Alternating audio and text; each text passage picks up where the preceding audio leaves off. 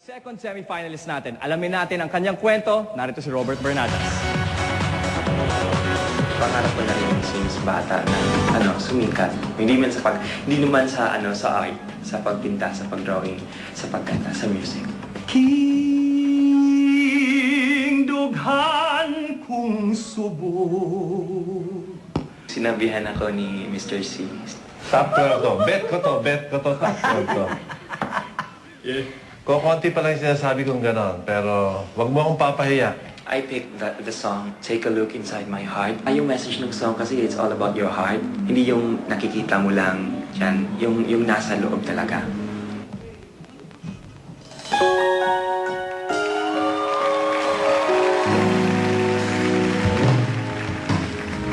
Nobody ever was perfect even if they try.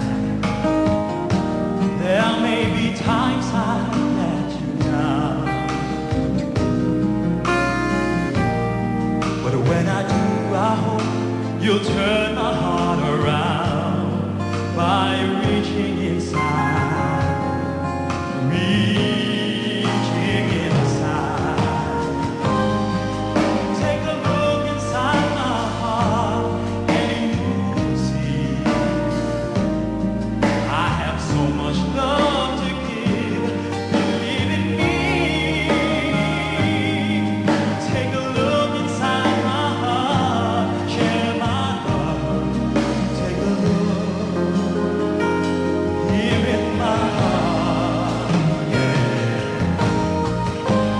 Take a look inside my heart and you'll see I have so much love to give. Believe in me. Take a look inside my heart. Share my love. Take a look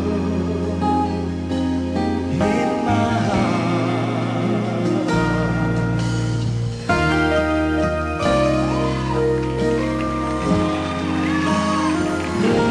In my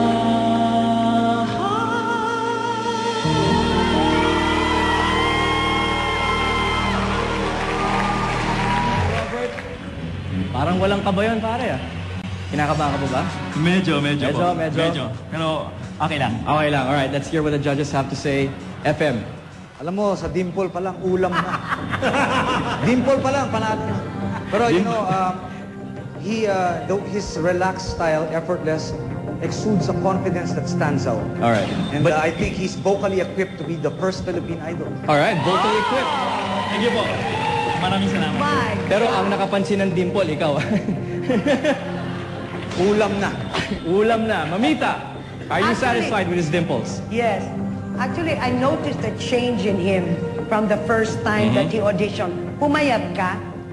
Siguro po. Pumayat ka, no? Nag-diet Gusto lang mo po, medyo nag-diet. maging sexy.